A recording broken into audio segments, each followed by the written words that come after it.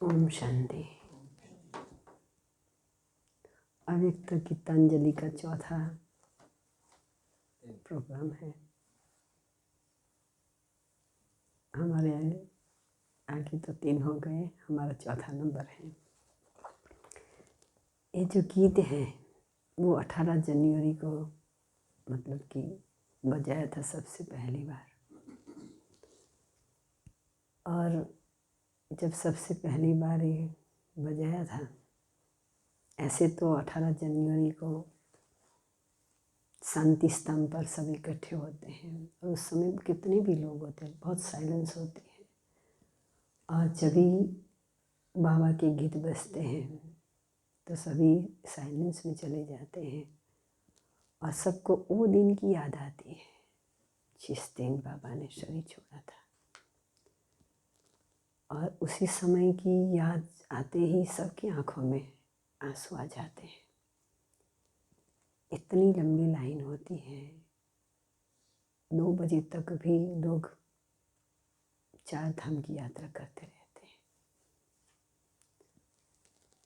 तो ये प्रजापिता ब्रह्मा बाबा, शिव बाबा ने जिसको पसंद किया, सिलेक्ट किया और उसका नाम दिया ब्रह्मा बाबा, प्रजापिता ब्रह्मा। क्योंकि जहाँ प्रजा होती है वहाँ ही उसका पिता होता है। लेकिन ये देखने की बात है कि बाबा के साथ, ब्रह्मा बाबा के सामने कोई एग्जाम्पल नहीं था, साकार में कोई उदाहरण नहीं था कि किसको फॉलो कैसे करना है। साकार में कोई गाइडेंस आगे चलने वाला नहीं था, बाबा ही था। तो दुनिया में भी कहते हैं, शास्त्रों में भी कहते हैं कि संकल्प से सृष्टि की रचना की। संकल्प से सृष्टि की रचना कैसे की होगी? तो संकल्प कितना बड़ा होगा। संकल्प से सृष्टि रची जाती है। ऐसे जो भी धर्म स्थापक आए, उन्होंने अपने अपने धर्म की स्थापना की तो अपने घर से बहुत दूर दूर चले गए। लेकिन ये प्रवृत्ति मार्ग है। प्रवृत्ति मार्ग में जैसे सतयुग में सतो प्रधान वृत्ति थी, पवित्र प्रवृत्ति मार्ग था, और धीरे धीरे द्वापर में रजोगुणी वृत्ति हो गई। रजोगुणी वृत्ति जब हो गई तो उसके बाद अभी कलयुग में आसुरी वृत्तियाँ हो गई। तो आसुरी वृत्तियों में क्या हुआ? असुर जैसे बन गए। बाबा ने कई बार पूछा है हमको कि हमने इतना धन दिया था, इतना लायक बनाया था, अब कैसे हो गए ऐसे? पूछते हैं ना, इतना धन दिया था, कहाँ गंवाया? तो शिव बाबा ने रथ को पसंद किया। कई बार ऐसा होता है दुनिया में भी कि कई बार गृहस्थ में रहते रहते तंग हो जाते हैं। तो क्या कहते हैं, एक बार मिले ना, दूसरी बार नहीं मिलना, दूसरे जन्म में नहीं मिलना। लेकिन बाबा ने इस रथ को परमानेंट कर दिया। कल्प कल्प यही रथ मुकर्रर कर दिया। तो कितनी क्वालिटी होगी। बाबा ने जो पसंद किया है वो ऐसे पसंद तो नहीं किया होगा, क्योंकि उसकी परखने की परसेंटेज नहीं, बाबा ने पसंद किया है रथ को, उसमें क्वालिटीज़ होंगी। बाबा ने पसंद कर लिया। उसको नहीं पता है, ब्रह्मा बाप को, दादा लेखराज के सबसे पता नहीं है, लेकिन बाबा को तो पता था कि यही आत्मा सतोप्रधान, संपूर्ण सतोप्रधान बनेगी और यही आत्मा कृष्ण बनने वाली है ना। ऐसे हमें भी बाबा क्या कहता है, आप देवी देवता बनने वाले हो, संपूर्ण निर्विकारी होंगे, 16 कला संपूर्ण होंगे। तो हमारी जो वृत्तियाँ बदल गई थी, अभी बाबा कहते हैं कि जो हमारे को परिवर्तन करना है, जैसे ब्रह्मा बाबा ने परिवर्तन किया,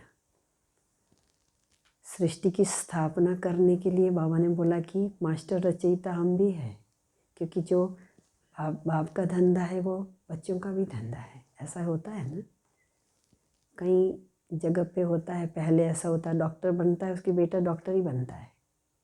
अभी ऐसा नहीं हो सकता है, लेकिन बाप का जो धंधा है वो बच्चों का भी धंधा है। तो बाबा जब सृष्टि की स्थापना करने के निमित्त है तो हमको भी साथ साथ लेकर के चला है।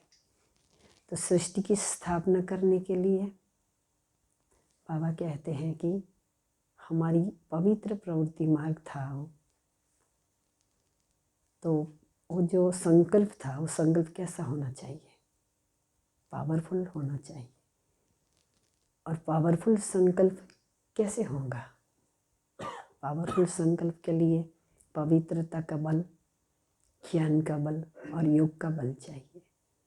तीनों ही जब होगा तभी हम पावरफुल संकल्प कर सकते हैं।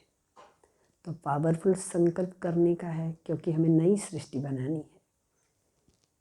बाबा ने हमें जिम्मेवार भी बनाया है कि यही मेरे बच्चे हैं, यही सब मिलकर के स्वर्ग का द्वार खोलेंगे। तो बाबा ने हम सबको जिम्मेवार बनाया है, निमित्त बनाया है कि स्वर्ग की स्थापना करने में हमारी भागीदारी है। तो हमारा संकल्प कैसा होना चाहिए? हमारा संकल्प इतना पावरफुल होना चाहिए, क्योंकि हमें जैसा वैसा संकल्प करेंगे तो ऐसी सृष्टि रचेगी। संकल्प से सृष्टि रचती है ना। अगर हम अशुद्ध संकल्प करेंगे तो अशुद्ध सृष्टि हो जाएगी, शुद्ध संकल्प करेंगे तो शुद्ध सृष्टि हो जाएगी। तो सारा मदार किसके ऊपर है? संकल्पों पर है। तो संकल्पों पर हमें बहुत ध्यान देना चाहिए। संकल्प की जब बात आती है तभी कहते हैं कि संकल्प में ब्रह्मा ने संकल्प से सृष्टि रची, ऐसे गायन है। शिव बाबा ने भी संकल्प का ही आधार लिया। तो कभी भी नहीं बोला कि वाणी से सृष्टि रची है या कर्मों से सृष्टि रची, ऐसा नहीं बोला है, संकल्प से। तो वाणी और कर्म तो बाद में आता है, सबसे पहले क्या आता है? संकल्प आता है। तो हमारा संकल्प, हमारी वृत्ति कैसी होनी चाहिए? तो हमारी वृत्ति दैवी दुनिया बनानी है, सत्व प्रधान दुनिया बनानी है और हमें भी सत्व प्रधान बनना है। तो हमें वृत्ति को परिवर्तन करने का, जैसे बाबा ने वृत्ति को परिवर्तन करने का लिए क्या किया, कितनी अभ्यास किया। फर्स्ट नंबर की आत्मा, कितना अभ्यास किया।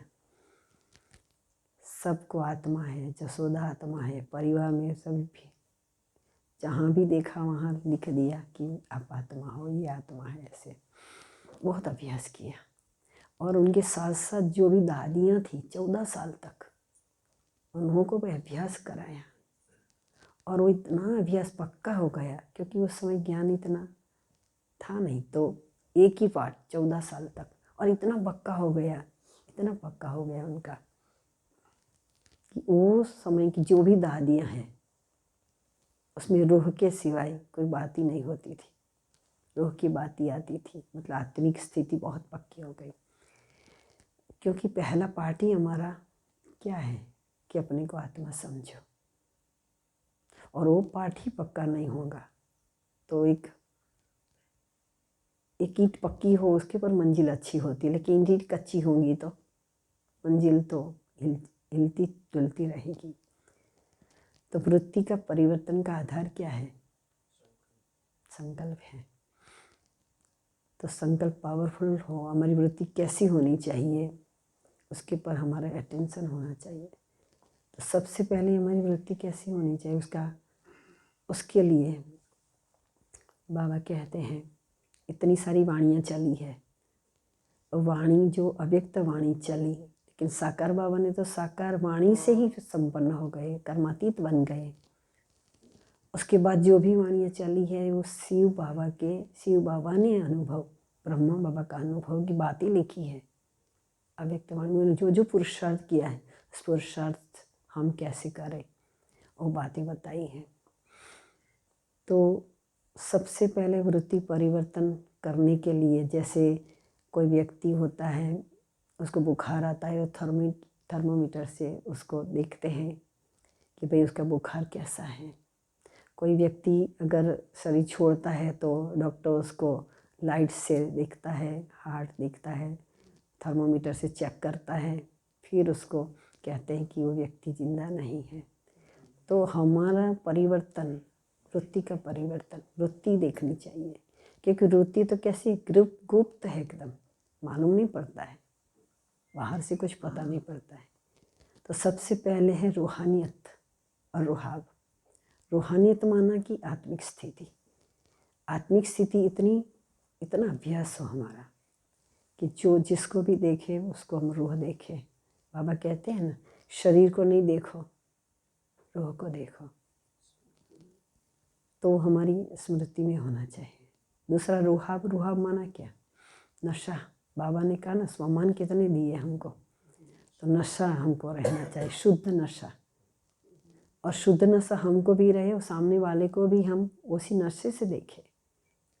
हम अभ्यास करें, लेकिन ऐसा नहीं कि वो व्यक्ति कुछ नहीं करता है, ऐसा नहीं, उसको भी उसी स्वमान में देखेंगे तो हमारी स्थिति ऊंची रहेगी।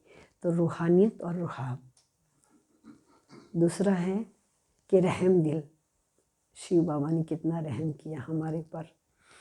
हम कैसे थे, कितना अन्याय किया होगा, कितना हमें नियम मर्यादा तोड़ी होंगी, हम कितना पाप कर्म किया होगा।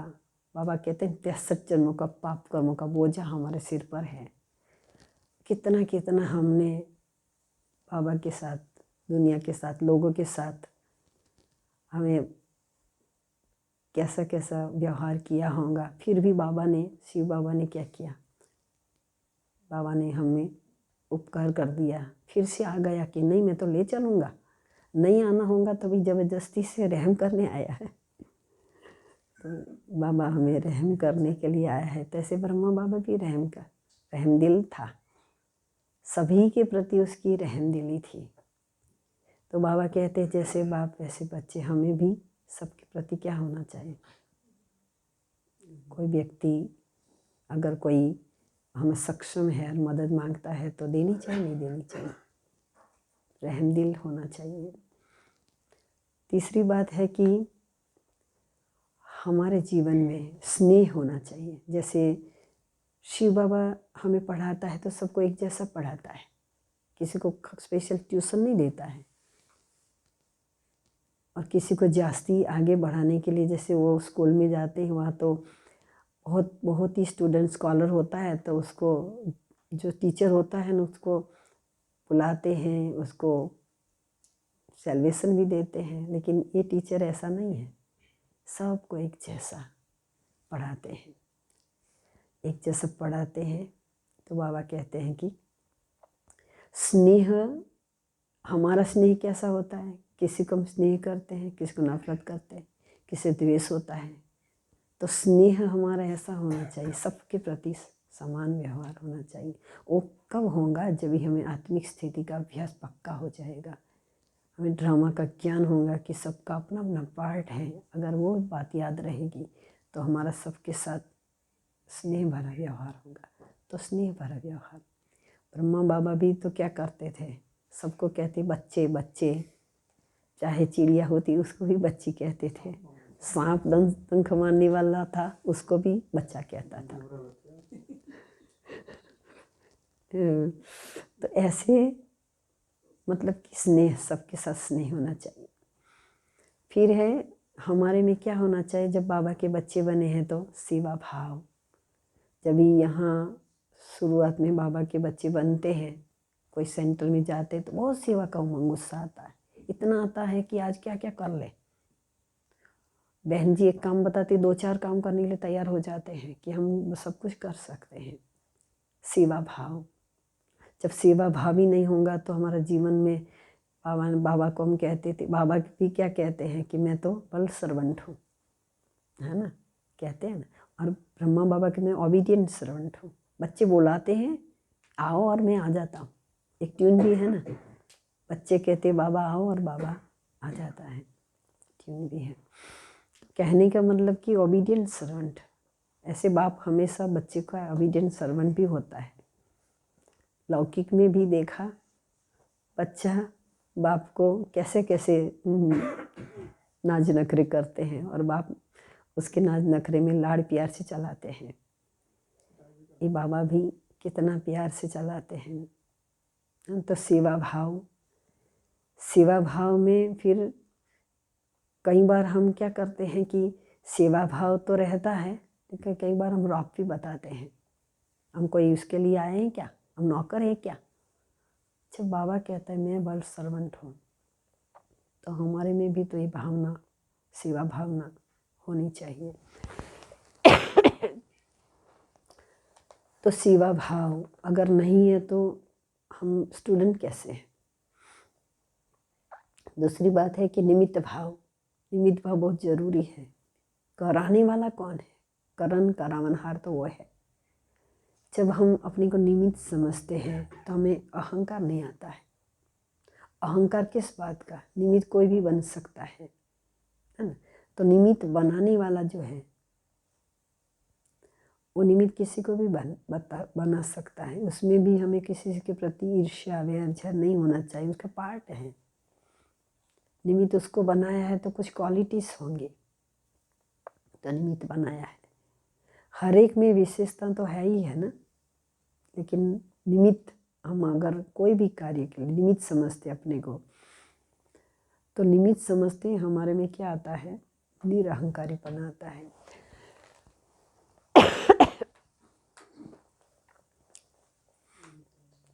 तो ये है अभी बाबा के जो गीत है, प्रजापिता ब्रह्मा बाबा, सारा जग गुण तेरे गाए, सबके मुख पे तेरा नाम। जब भी ब्रह्मा बाप का फोटो होता है, उसको देखते हैं लोग तो क्या कहते हैं, शिव बाबा इसमें आता है। जब भी बाबा के कमरे में बैठते हैं तो ऊपर एक शिव बाबा का सिंबल है और नीचे ब्रह्मा बाबा है, उसमें बाबा आया हुआ है। लेकिन बाबा कहते, ब्रह्मा बाबा कहता है मुझे भी भूलो, इसको याद करो, ऐसा कहता है ना, कहता है ना ऐसा। तो प्रजापिता ब्रह्मा बाबा इतना निमित्त निर्माण था, कहीं भी फोटो भी खींचने नहीं देता था, फुलहार भी नहीं स्वीकार करता था। अपने को ऐसा निमित्त निरहंकारी बन करके रखा। तो सारा जगत कहते हैं ना कि ब्रह्मा बाबा का तो वो कहाँ पूजन नहीं होता है इस दुनिया में। जैसे जगतम्बा का जितना मंदिर है, जितनी पूजा होती है उतनी ब्रह्मा की नहीं होती, लेकिन फर्स्ट नंबर कौन ले गया, फर्स्ट नंबर किसका है। ऐसे ब्रह्मा बाबा ने कितनी महानता रखी थी, मम्मा को आगे कर दिया था और मम्मा पहले भी कर्मातीत हो गई, लेकिन बाबा ने फिर भी, शिव बाबा ने लक्ष्मी को आगे रखा, लेकिन फिर भी एक बार मुरली में कहा था फर्स्ट नंबर तो श्री कृष्ण का ही है। लेकिन इतनी क्वालिटी जब भरी तभी तो सारा जगत ने उसका गायन किया। आज उसका कृष्ण के नाम रूप से कितना गायन है, झूले में झूलाते किसका गायन है, ब्रह्मा बाप का। फर्स्ट नंबर है ना, इसलिए फर्स्ट नंबर का बच्चा तो बहुत प्यारा लगता है। तो ये तपस्या करते करते बाबा में क्या आ गया, जब ये बहुत गुण आ जाते हैं तो जब तपस्या का तेज भी आ जाता है ना, तपस्या का तेज भी आ जाता है। तो सभी ने बाबा को देखा, जो दुश्मन भी आ जाता था वो भी बाबा को देख करके क्या करता था, बाबा झुक जाते थे। कई ऐसे लोग भी बाबा के सामने आए, लेकिन बाबा ने क्या किया, बाबा ने उसके प्रति कोई ऐसा वैर झर का काम नहीं किया है। दुश्मन बन के आया था, मारने के लिए आया था, तो अभी बाबा उसको बच्चे बच्चे कहते थे, तो वो भी मतलब कि बदल गया। तो रूहानी दृष्टि थी और अमी भरी दृष्टि रखता था। अमी भरी दृष्टि माना शीतल एकदम, कहते हैं चंदन शीतल होता है, उसका तिलक करते हैं। तो ये भी बाबा ऐसा, उनकी दृष्टि कैसी थी, प्यारी थी। अमी मतलब कि बहुत शांत शीतल। और तो ये है वृत्ति का परिवर्तन जो है, उसकी बातें हमने देखी। उसके बाद दूसरा है नैनों में क्या था,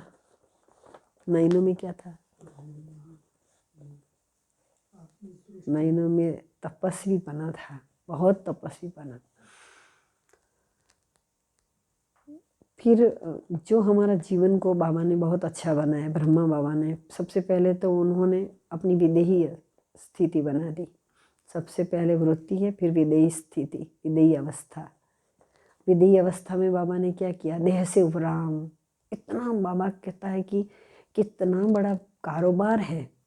शुरुआत में जब ही यहाँ आए माउंट आबू में, तभी बाबा तो बेगरी पार्ट शुरू हो गया था, और उसमें भी बाबा कितना निश्चिंत थे, इतना निश्चिंत थे उसको तो, ताकि बाबा बैठा है।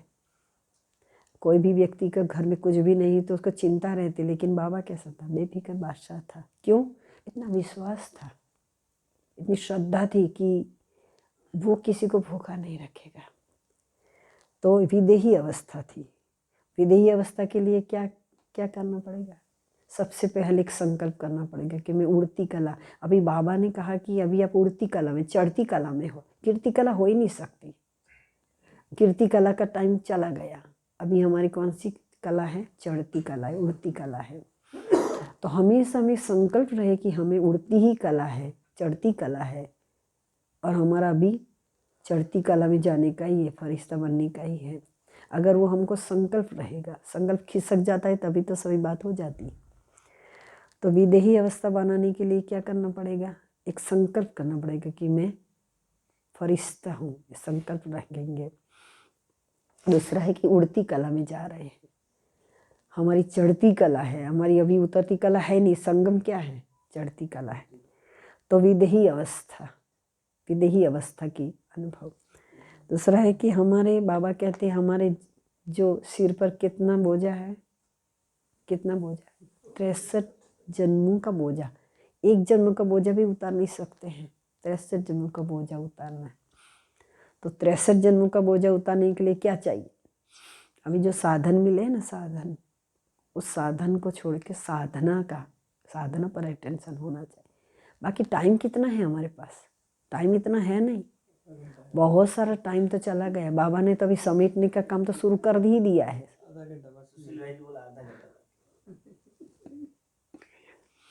समेटने का काम शुरू कर दिया है। तो इसलिए समेटते समेटते भी अगर हम, बाबा कहते हैं कि हमारा विक्रम विनाश कहाँ तक हुआ है हमें मालूम ही नहीं। तो विक्रम विनाश के लिए हमें ध्यान रखना चाहिए, अटेंशन रखना चाहिए। किसके ऊपर? साधना के ऊपर। साधन यूज़ करना है, लेकिन बाबा कहते साधन तो आपकी स्थिति का आपको बाबा ने गिफ्ट दिया है, लेकिन उसका मतलब ये नहीं साधना पर अटेंशन हो। साधनों में गुम ना हो जाए हम। तो साधना पर अटेंशन होना चाहिए। दूसरा है कि हमारी लवलीन स्थिति होनी चाहिए, विलीन अवस्था। किसमें? बाबा की साथ ही बातें करने में, बाबा को मिलने में। जैसे ब्रह्मा बाबा एकांत में बैठे रहते थे, कितना सागर जितनी गहराई थी उसमें। और जब कितनी गहराई होती है तो क्या होता है, जब बहुत ही एकदम मनन करते करते करते सागर के इसमें समा जाते हैं तो कितना आनंद मिलता है। डुबकी लगाने वाले होते हैं ना, तो बहुत डुबकी लगाते हैं तो क्या मिलता है उसको? हीरे मोती माणिक मिलता है। ऊपर ऊपर तैरने वाले को क्या मिलता है? मछलियाँ मिलती है। तो लवलीन स्थिति में तो फिर हमको कहीं भी किसी के प्रति भी हमारा लगाव झुकाव नहीं होना चाहिए। हम साथ में रहते हैं तो कभी कभी होता है ना कि भाई थोड़ा उसके लिए करें, थोड़ा उसके लिए कर दे, करना तो चाहिए, लेकिन लगाव झुकाव, बाबा कहती है जो छोटी छोटी बातें लगती है ना, वो आपको बहुत बंधन में डाल देगी। इसलिए ये जो छोटी छोटी बातें लगाव झुकाव, कहते नहीं ऐसा है, साथ में रहना तो इतना तो चाहिए ना, चाहिए तो बराबर, लेकिन लगाव झुकाव जहाँ होगा ना तो वो क्या करेगा, हमारा भी कम विनाश भी होने नहीं देंगे और लवलीन होने भी नहीं देंगे।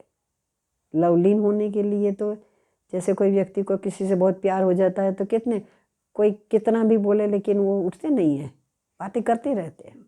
यहाँ बाबा के साथ, बाबा हमको एक बार मिला है, संगम में मिला है, इतना वैल्यूबल बाबा मिला है, तो भी हमारी बुद्धि वहाँ से खिसक जाती है। दिखता नहीं है ना, दिखता नहीं। तो शिव बाबा देखो, ब्रह्मा बाबा और शिव बाबा कैसे एक हो गए, ऐसे थोड़ी एक हो गए। उन्हें लवलीन स्थिति यहाँ ही अपनी लवलीन स्थिति बना दी, एक बाप दूसरा न कोई। इसका मतलब ऐसा ना कि जो भी हम काम करते हैं उसमें जैसे मीरा की तरह खो जाए, ऐसी बात नहीं है। लेकिन फिर भी हमारा ध्यान, जैसे माँ होती है ना, वो काम करती है, घर में खाना बनाती है, और इसका बच्चा है ना, छोटा बच्चा बाहर है, उसका ध्यान क्या घड़ी घड़ी वहाँ होता है। खाना बनाती है, घर के लिए खाना भी बनता है, लेकिन उसका ध्यान कहाँ होता है? घड़ी घड़ी वो देखती बच्चा कुछ करता नहीं, मट्टी तो नहीं खाता है, कहीं गिर तो नहीं पड़ता है। तो हमारा ध्यान भी कहाँ होना चाहिए? साधना की तरफ होना चाहिए। साधन तो बाबा के बहुत मिलेगा, साधनों की कमी नहीं रहेगी, क्योंकि आपकी स्थिति अच्छी हो रही है तो साधन तो मिलेगा। लेकिन साधन में खो नहीं जाना है, साधनों का उपयोग करना है, लेकिन फिर उपराम भी हो जाना है। दूसरा है विरक्त भाव, बेहद का वैराग्य। बेहद का वैराग्य कब आएगा? अभी वैराग्य तो आता है, बाबा ने एक बार बात की था स्मशानी वैराग्य। स्मशान में जाते हैं तो कहते हैं कि यार देखो, हमारा भी एक बार ऐसा ही हो जाएगा, सबका ऐसे शरीर छूट जाएगा, कुछ हाथ में आने वाला नहीं है, सब कुछ खत्म हो जाएगा, क्योंकि आप मुझे मर गई, दुनिया ही नहीं रहेगी। लेकिन जब वापिस आते हैं तो फिर वही दुनिया, वही साधन, वही सब कुछ याद आ जाता है। तो बेहद का वैराग्य होना चाहिए। बाबा ने कहा कि सन्यासी लोगों का वैराग्य कैसा होता है? सन्यासी लोगों का वैराग्य जो होता है वो कैसा होता है? कहते हद का है, लेकिन फिर भी बहुत हमको लगता है घर बार छोड़ना मुश्किल तो बात है। एक कमंडल लेके जंगल में घूमना, है ना, कपड़े भी आधे मिलते आधे नहीं मिलते हैं, ऐसा उनका वैराग्य है, लेकिन फिर भी हद का है। लेकिन बाबा के यहाँ रहते हुए, सबके बीच में रहते हुए हमारे अंदर कैसी भावना हो? वैराग्य की भावना हो। अगर वैराग्य आ जाए तो बाबा कहते बाबा में हम बाबा के प्यार में खो सकते हैं। तो बेहद का वैराग्य चाहिए, थोड़ा थोड़ा नहीं। कभी कुछ हुआ तो वैराग्य आ गया, अभी इसके साथ बात ही नहीं करनी, वैराग्य आ गया। कई बहुत ही व्यक्ति है ना, तो बहुत ही संपन्न है, सब कुछ है, लेकिन उसको शरीर में कुछ हो गया ना, डॉक्टर ने बोला ये नहीं खाना, ये नहीं खाना, ऐसे बैठे रहना, तो उसको वैराग्य आ जाएगा कि अभी क्या दुनिया में रखा है, मेरे को ये हार्ट का हो गया है, किडनी का हो गया, सब कुछ हो गया है, अभी कुछ काम होना। लेकिन जब ठीक हो जाता है ना, तो भाई वही कुर्सी पर बैठ जाते हैं और वही काम करने लग जाते हैं, फिर भूल जाते हैं, वैराग्य उड़ जाता है। तो बाबा के जीवन में, ब्रह्मा बाबा के जीवन में ऐसा नहीं था, वैराग्य माना। देखो अपना सब कुछ लुटा दिया, बोला मैं तो बेगर हूँ, बेगर टू प्रिंस बनूंगा, मेरा सब कुछ है ही नहीं, कुछ है ही नहीं। उसने ट्रस्ट बना दिया माताओं के नाम से, अपना सब कुछ दे दिया। यहाँ भी कभी कोई कुछ देता है तो याद आता है मैंने इतना दिया, इतना दिया। बाबा क्या कहता है? आपने दिया, लेने के लिए दिया है, आपका तो एक एक पाई। बाबा ने एक बार बोला था मुरली में कि मैं है ना, एक कण देते हो ना तो कितना देता हूँ, एक कण के बदले बहुत कुछ देता हूँ। अब आप जो भी सफल करोगे ना, उसका मैं बहुत पदम गुणा दे देता हूँ। लेकिन यहाँ जो कण कण लोगे ना, उसका कण कण का हिसाब लूँगा, वो भी बताया है। तो कण कण का जब हिसाब लेंगे तो हम कितना यहाँ जो भी कर रहे हैं थोड़ा ध्यान से, अटेंशन से करें कि ये लेने वाला है। लेना तो हमको बहुत अच्छा लगता है, बाबा जो देता है वो, लेकिन यहाँ जो हम यूज़ करते हैं, जैसे कहते हैं दान का पैसा होता है ना, दान का पैसा तो बहुत मूल्यवान होता है, क्योंकि माताएं और बहनें जो गरीब लोग होते हैं वो कैसे देते हैं? अपने पेट पे पाटा बांध के।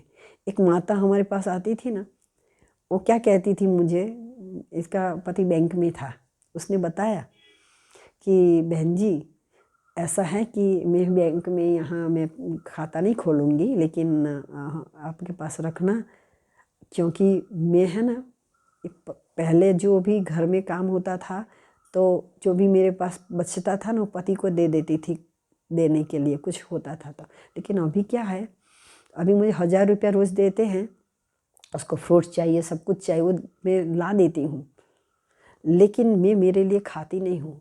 कपड़े भी मैं बहुत ही नॉर्मल पहनती हूँ। और फिर बचता है ना, रोज़ का बचता है, 500 रुपये बचा देती हूँ, और बच करके मैं रखती हूँ। और फिर जब यहाँ आती है तो उसने ऐसे करके 50,000 जमा किया था ब्रह्मा भोजन देने के लिए। मैंने बोला माता जी आप अपने अच्छे कपड़े पहन। बोला नहीं नहीं नहीं, अभी ये सब कुछ नहीं करने का टाइम है, अभी मैं क्या करूँगी। तो जब ये बीच में जो नोटबंदी आई थी ना, तो उसका 50,000 ना 500 की नोट का था। तो अभी क्या करें, मुझे बोला, मैंने बोला आप अभी आ जाओ। बोला नहीं, मेरे पति से मैंने छिपा के रखा है, मेरे को मार दे डालेंगे अभी मैं ऐसा करूँगी तो। मैंने बोला नहीं, कुछ आ जाओ एक दिन के लिए। बोला नहीं नहीं नहीं, मेरे को आप बैंक की बुक, नहीं नहीं नहीं, वो बैंक का कुछ है ही नहीं, मैं आप बिल्कुल फ़ोन नहीं करना। फिर मैंने उसको बोला कहीं भी बहाना निकाल के आ जाओ। फिर वो आई ना, तो ये चिमन भाई ने बहुत मदद किया था। उसकी 500 की सारी नोट चेंज कर दिया। और फिर उसने क्या बोला था कि अब ब्रह्मा भोजन में लगा दो 50,000, कोई बात नहीं, मेरे को आने की ज़रूरत नहीं। लेकिन हमने ऐसा नहीं किया, हमने उसको बुलाया और ये चेंज करके आए थे। देखो, तो माताएँ देखो थोड़ा बचा बचा किसके लिए बचाती है। माताओं को ऐसे ही चलाएंगे और छुपा के रखा हुआ। नहीं कहती है कि क्योंकि मुझे अभी ये संगम में तो थोड़ा समय है, फिर मैं कब जमा करूँगी, अभी तो हमारे पास कुछ जमा करने का है नहीं, मैं कमाती भी नहीं हूँ, इसलिए मैं तो ऐसे ही करती हूँ। तो मैंने बोला लेकिन उनको अपना भाई आप जो पैसा देते वो तो देते कि नहीं, ये मुझे दे देता है, कहता है तुमको जो यूज़ करना कर, फ्रूट खाओ, सब कुछ खाओ। तो मेरा भाग का 500 रुपये होता है, मैं कुछ खाती नहीं हूँ, इसलिए मैं ऐसे जमा कर देती हूँ। तो माताओं का ये देखो, मैं बताऊँ, जितनी भी माताएँ हैं ना, छिप छिप के तो देती होती है। अब यहाँ पालनपुर में एक भाई था ना, वो सुबह में आता था, इसकी मिसेस शाम को आती थी, बहुत संपन्न घर के थे। तो भाई भी देख के जाता था और कहता था आप मेरी युगल है ना, उसको मत बताना। और शाम को रात को वो जो आती थी ना, तो जो पैसा देती थी, बोला उसको मत बताना। ये बाबा के प्यार की निशानियाँ हैं सब, कितना प्यार होगा बाबा से। तो ऐसे माताओं का, इसलिए माताओं के प्रति बाबा को बहुत प्यार है। एक बार क्या हुआ, चक्रधारी बहन ने हमको बताया था कि शुरुआत में क्या हुआ कि बाबा की मुरली जब चलती थी ना, बाबा की मुरली पहले तो बहुत लंबी लंबी होती थी, 5-7 पेज की होती थी। तो क्या होता था कि माताओं को तो आता नहीं था, बाबा कहते मुरली सुनाओ वहाँ जा कर के आपके ग्रुप को। तो 7-8 माताएं होती थी, और 7-8 माताएं, तो एक माता ऐसे संदली बंदली तो होती नहीं थी, एक पत्थर होता था और नीचे बैठ जाती थी माताएं, और एक माता पढ़ती थी। तो क्या करती थी, मुरली हाथ में लेती थी, आता तो नहीं था, लेकिन जहाँ भी गैप होता है ना, जो सभी बाबा बाबा बाबा बाबा 5-7 पेज ऐसे ही पढ़ती थी। और फिर उसकी मुरली पूरी हो जाती थी, मीठे मीठे सीखे लदे बच्चे पूरा हो जाता था। उसके बाद दूसरे दिन दूसरी का नंबर आता था ऐसे। तो माताओं की कमाल देखो, और ऐसे करते करते उनको मुरली पढ़ना भी आ गया। कई माता को हमने देखा है कि बिल्कुल ही अनपढ़, लेकिन मुरली पढ़ना आता है, बाकी दूसरा कुछ पढ़ना नहीं आता है, ये भी कमाल है। तो मतलब कि ये जो बेहद का वैराग्य की बात है। उसके बाद है विधि विधान। बाबा ने कहा था विधि से सिद्धि मिलती है ना, विधि से सिद्धि मिलती है। तो विधि से कौन सी सिद्धि, युक्ति से मुक्ति होती है, विधि से सिद्धि होती है। तो बाबा ने विधि बताई, कौन सी विधि बताई, बाबा ने कहा कि जो भी कर्म करो वो मेरी याद से करो, मेरी याद में करो, वो विधि है। कोई भी कर्म करते अगर बाबा को भूल जाते तो ये काम जो है ना, उसमें सफलता नहीं मिलती है। इसलिए जब भी हम कर्म करते हैं तो बाबा की याद में करो, और बाबा ने बताया हुआ है तो निमित्त बन करके करो, और जो भी इसका फल मिलेगा वो बाबा को अर्पित कर दो। जैसे माली होता है ना, फूल होता है ना, तो माली फूल होता है, क्या करते हैं, वो अपने मालिक को देता है। तो बाबा कहते हैं ऐसे जो भी कर्म करो, कोई भी कर्म करो, बाबा की याद में करो। तो ये विधि है, तो विधि से सिद्धि होती है। छोटी छोटी बातें हैं लेकिन बहुत इम्पोर्टेंट बातें हैं। दूसरा है कि विनम्रता, बाबा में विनम्रता बहुत थी। ब्रह्मा बाबा में बिल्कुल ही अहंकार नहीं था, बिल्कुल ही कोई भी। मैंने दादी गुलजार को देखा है, ब्रह्मा बाबा को तो मैंने नहीं देखा है साकार में, लेकिन कभी ऐसा एहसास नहीं हुआ कि उनको नहीं देखा है। लेकिन गुलजार दादी का अनुभव में मैं कहती थी कि दादी, हम उनके पास रात को गुड नाइट करने जाते थे, तो दादी के पास जाते थे तो प्रकाशमणि दादी जी है ना, वो बहुत लेट से आती थी और गुलजार दादी पहले आ जाती थी अपने कमरे में, तो हम उनके पास होते थे। तो दादी उनको मिलने आती थी, तो जब दादी जी मिलने आती थी ना, तो दादी एकदम खड़ी एकदम बैठ जाती थी। तभी दादी की तबीयत भी इतनी अच्छी नहीं थी, फिर भी बैठ जाती थी। तो हमने बोला कि दादी आप ऐसे बैठ जाते हो, आपको तो सोते सोते ही रहना चाहिए। बोला नहीं नहीं, ये हमारी टीचर थी। बाबा को वही जो उस समय जो उनकी पाठशाला चलती थी ना, छोटे छोटे बच्चों को पढ़ाते थे ना ये लोग, वो उनकी याद कि नहीं मेरी टीचर है, ऐसा थोड़ी रिगार्ड रखना चाहिए। फिर मैंने बोला बाबा, मैंने बोला दादी आपको तो, आप में तो बाबा आता है तो आप तो बड़े हो ना। तो कहते नहीं, किसी ने बोला बड़ी हूँ। नहीं नहीं नहीं, मैं बड़ी नहीं हूँ, बाबा तो किसी में भी आ सकता है, मैं बड़ी नहीं हूँ। मैंने बोला मेरे को बोलो ना बाबा मेरे भी एक दिन आए। तो वो नीलू बहन है ना, मुझसे धक्का लगाती है। दादी ने क्या बोला पता है, आ सकता है, ऐसे मतलब नहीं, ऐसे नहीं कि तुम क्या है ना, ऐसी बात नहीं बताई, बताओ। इतने निरहंकारी ही। मैंने बोला बाबा को एक बार बोलो ना आप।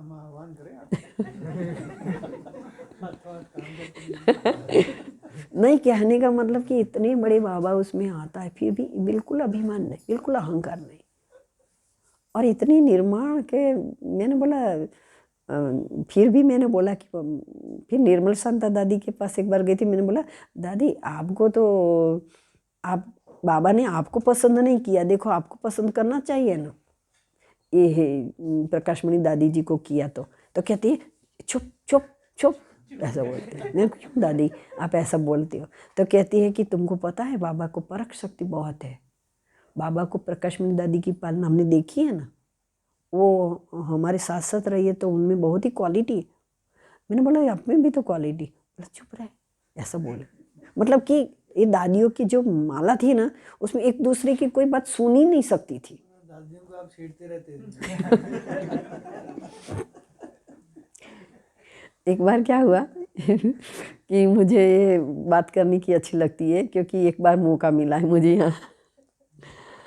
एक बार है ना, तो ये जो कांच नहीं था वहाँ इंद्रप्रस्थ में, खुला खुला था, और वहाँ नीलू बेन ने बोला कि ये दादी को थोड़ा ये चक्कर लगवाओ थोड़ा। तो मैं हाथ पकड़ के उनको शांति स्तंभ का चक्कर लगवाती थी। तो मैंने देखा सारी दादियाँ बैठी है, सारी दादियाँ थी, सब कुर्सी में बैठे थे, कोई टेबल रख, मीटिंग चल रही थी। मैंने बोला दादी आपका तो खास काम होगा, आपके बिना कैसे चलेगा, संदेश तो आपसे मिलेगा, तो आपको जाना चाहिए ना। बोला नहीं नहीं, काम होगा ना तो बुला लेंगे। मैं बोला लेकिन आपको संकल्प में चलता कि कौन सा संकल्प चलेगा, माँ काम नहीं होगा तो क्या है, काम नहीं होगा ना। हमने 4 चक्कर लगाया, फिर भी मैंने पूछा दादी चलो ना मैं ले जाऊँ। बोला नहीं नहीं नहीं जाना है, दादी बुलाएगी तो जाने का, क्योंकि मेरा काम नहीं हुआ। फिर थोड़ी देर में दादी ने बुलाया तो गए। मतलब कितना निसंकल्प, मैं ऐसा कहती। तो ये दादियों का ऐसी माला थी कि एक दूसरे की कोई बात सुन ही नहीं सकती थी, कि ऐसा कि चलो ऐसा बोलूँ या ऐसा नहीं, ऐसा नहीं था। शांतामणि दादी की एक बात मैं कहती हूँ, इसके बाद ही ये करूँगी। शांतामणि दादी के पास हम जब गए ना, एक बार मैंने उसको बोला दादी आप है ना, आपको कभी भी स्टेज पर भाषण ही नहीं करते हो, आपको भाषण करने का कभी रोल दिया ही नहीं है, कभी भी नहीं दिया। सेवादारी को संभालते थे, सेवादारी को संभालते थे ऐसे नियमित बन करके, और ऐसे ऐसे जरा भी दादी में अहंकार नहीं था, जरा भी नहीं। मैंने बोला दादी ये आपका जो, दादी का काले बाल बहुत थे। मैंने बोला ये आपको, ये आपकी ब्राह्मणी जो है ना वो काले करती, मुझे कुछ पता नहीं वो क्या करती है।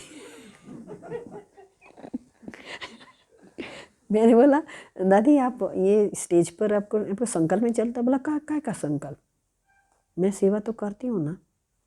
तो मतलब कि ऐसा नहीं कि मुझे ऐसे क्यों नहीं बिठाया, मुझे ऐसे क्यों नहीं ले गए, ये सारे संकल्प ही नहीं होता था उनका। हाँ नहीं, यहाँ शांतामणि दादी ने वो बाद में वो तो बाद में वो तो शांतिवन में जब बंजर भूमि थी न, तो शांतिवन में उसको भेजा था सबसे पहले। कोई था ही नहीं तो दादी को भेजा था।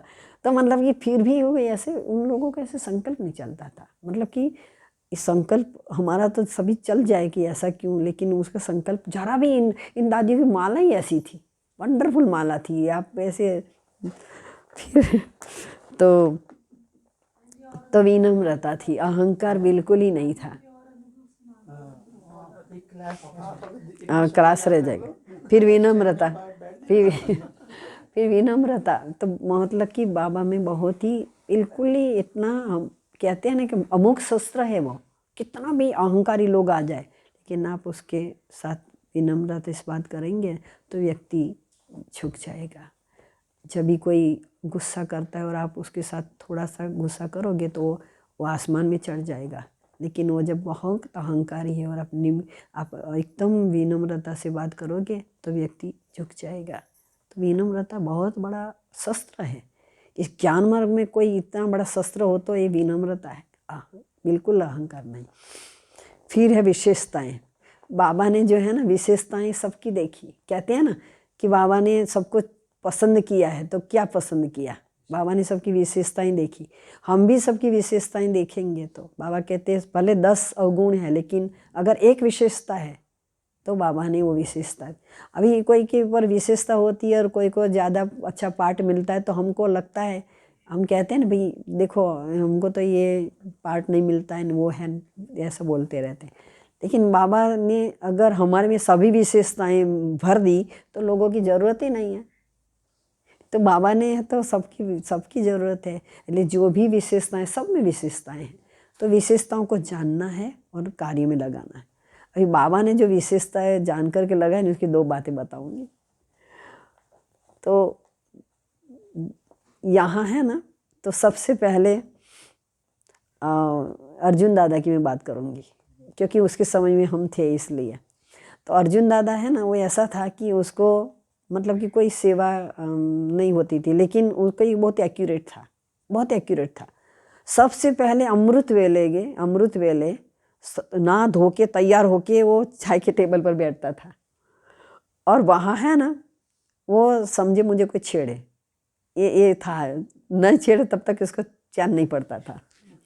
और सब उसको क्या पूछते थे कि आपका, क्योंकि वो जो 20 साल जैसे बच्चा होता है ना, 20 साल से उसका डेवलप नहीं होता है, वैसा हुआ था, मतलब कि तो कोई समझ इतनी नहीं होती थी।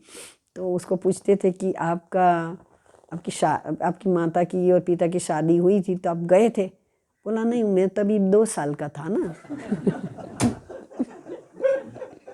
तो सभी उसको पूछते थे कि आपकी माता पिता की शादी हुई थी, आप कितने साल के? 2 साल के। पकड़ के रखा था 2 साल। और लोग उसको है ना अभी 40-50 साल हो जाता है कि 60 साल बहुत लेट, तो कहते हैं सीढ़ी पर चढ़ोगे, क्योंकि 20 साल पीछे था ना, तो सीढ़ी पर चढ़ने तैयार, लेकिन नहीं चढ़ सकते हैं, ऐसा नहीं समझती। और लोग क्या करते थे, वो जो हिस्ट्री वाला है ना, वहाँ खिड़की में टोली रखते थे, सब एक एक, और बोला घूम के आओ, तो सारी टोलियाँ खा के आते थे। तो ये अर्जुन दादा ऐसा था। लेकिन दादी जी ने भी उसको ड्यूटी दी थी यहाँ। कैसी ड्यूटी? मुरली की ड्यूटी, बांधने की। अगर उसमें कोई डिस्टर्ब करें तो उसको अच्छा नहीं लगता था, मैं ही करूँगा, और एक्यूरेट करता था। तो बाबा ने कितनी विशेषताएं देखी होंगी, जो विशेषताएं देख करके तो उसको पसंद किया। इतनी सिंधी हलवा, हाँ, वो आटे की सब्जी बनाता था, आटे की सब्जी उसकी एक्यूरेट, वही बनाता था, इतनी मेहनत पड़ती थी उसमें। सिंधी हलवा वही, मतलब कि उसके लिए वो तैयार करता था, बहुत मेहनत पड़ती थी। तो बाबा ने सबकी विशेषताएं देखी और उसको अपनाया है। बाबा कहते हैं ना, मैं सबकी विशेषता देखता हूँ। तो हम सबकी विशेषता देखेंगे तो विशेष बन जाएंगे ना हम। अगर हाँ, जगदीश ने सलाम मारा था, आधा घंटा बात किया था, बोला जगदीश ने सलाम मारा। हाँ, क्योंकि एक बार क्या हुआ कि चंद्रमणि दादी बैठी थी और दादी जी बैठे थे, बस जगह कम थी तो एकदम, तो अर्जुन को बुलाया, इधर आओ। तो यहाँ जगह थी, यहाँ जगह बीच में ऐसे करके बैठा। दादी इतना हंसे, देखो बच्चा। क्या नहीं, मैं आसपास क्यों बैठूं, बीच में ही बैठूं, दोनों दादी का मुझे ये मिले, मतलब कि तो ऐसी विशेषताएं होती थी।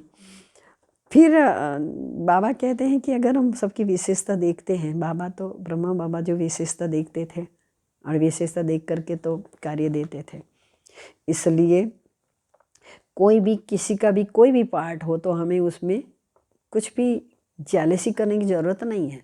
सबका अपना अपना पार्ट है, उसकी विशेषता है तो कर सकता है। हमारी जो विशेषता है उसके ऊपर अटेंशन रख करके उसको आगे बढ़ाओ। फिर विशालता होनी चाहिए, हृदय की विशालता। बातें हम बहुत करें लेकिन विशालता हृदय की, भाई किसी को कुछ देना है तो कुछ सड़ी कड़ी हुई चीज़ ना दें, हम अच्छी चीज़ दें, मतलब हृदय की विशालता होनी चाहिए।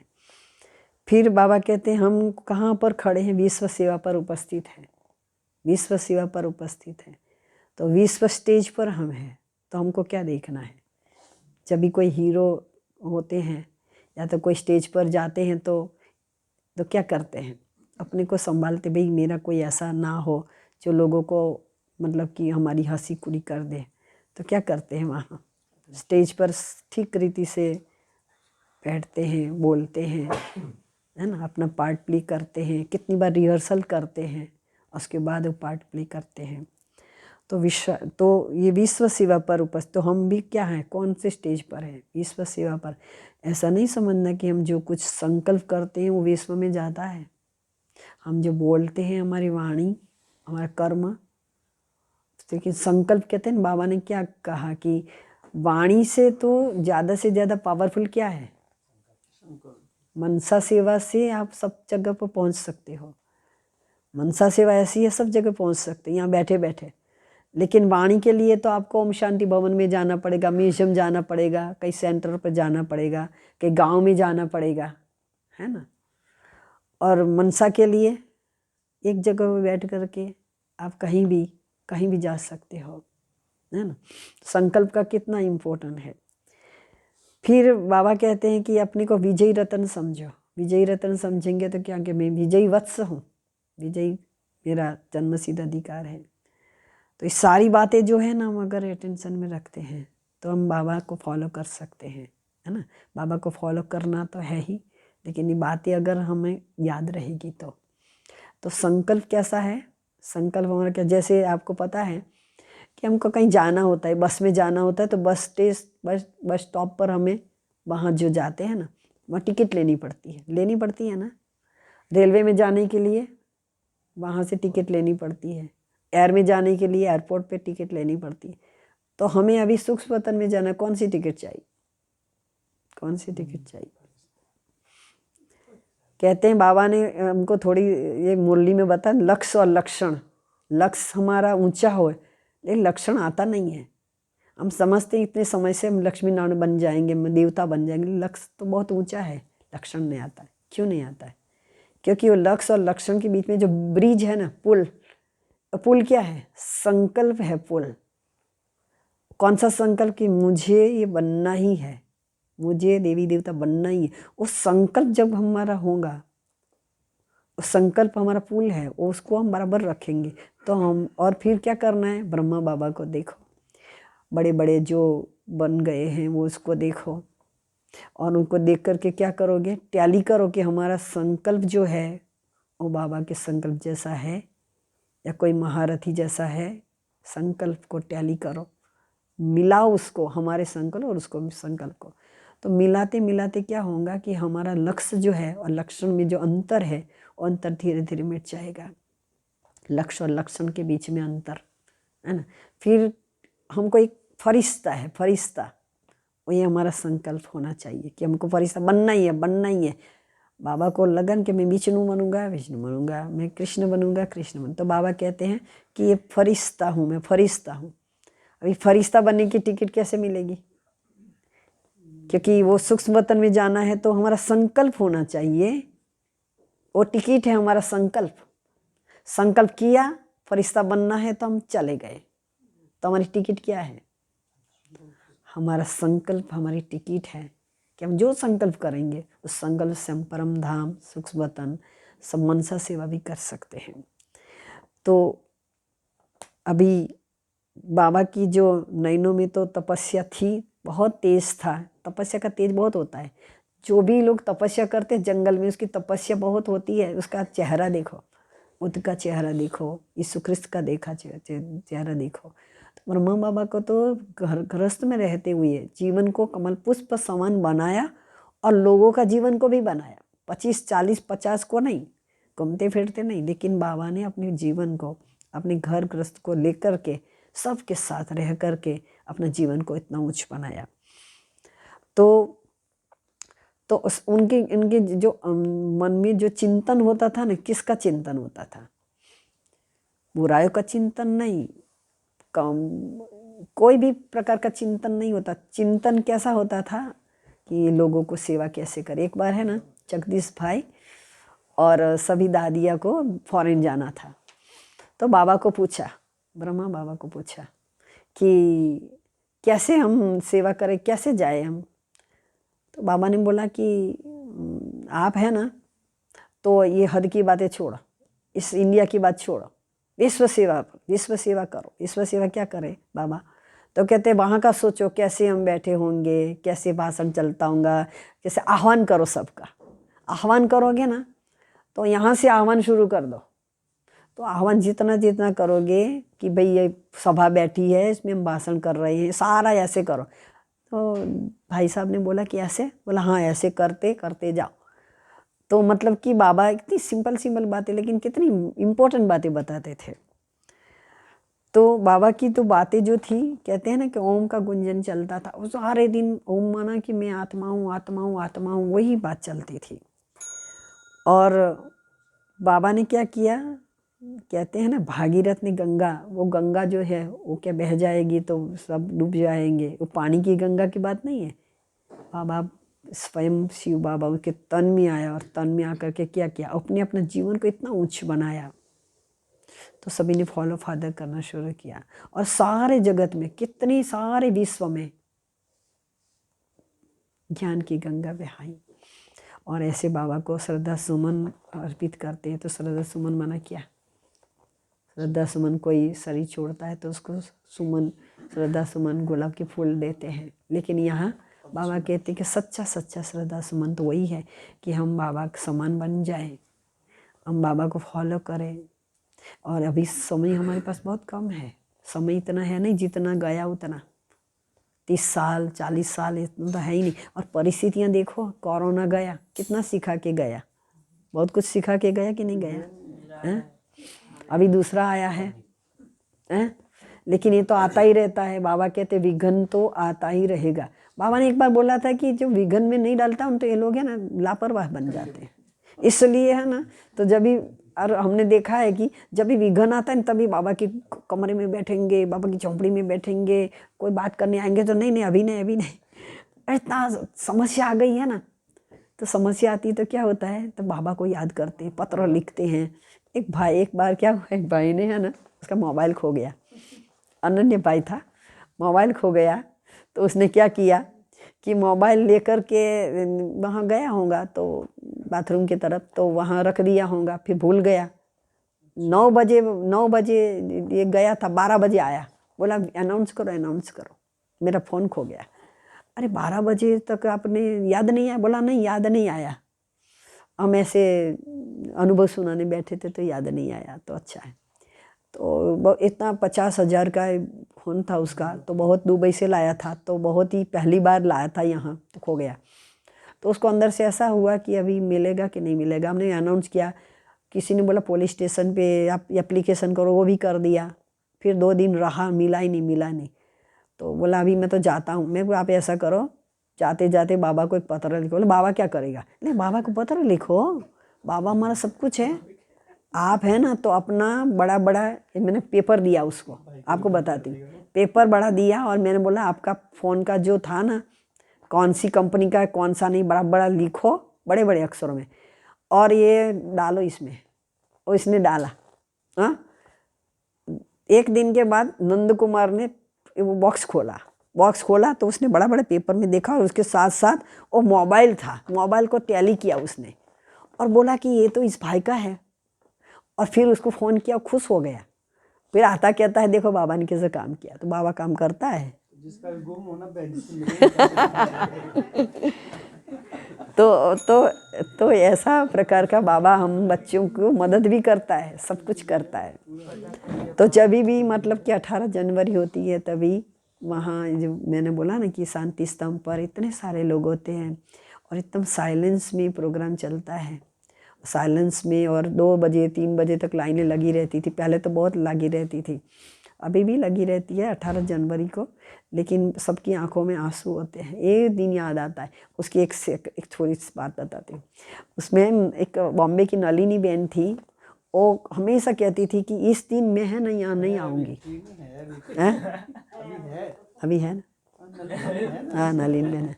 उसने शरीर नहीं छोड़ा है, बाबा ने शरीर जब छोड़ा ना तभी उसने बोला कि मैं है ना तो यहाँ आ नहीं सकती हूँ, शांति स्तंभ पर बिल्कुल नहीं आऊँगी। मैंने बोला क्यों? बोला कि बाबा ने उसको है ना, तो बहुत फैशनेबल थी, बहुत फैशनेबल।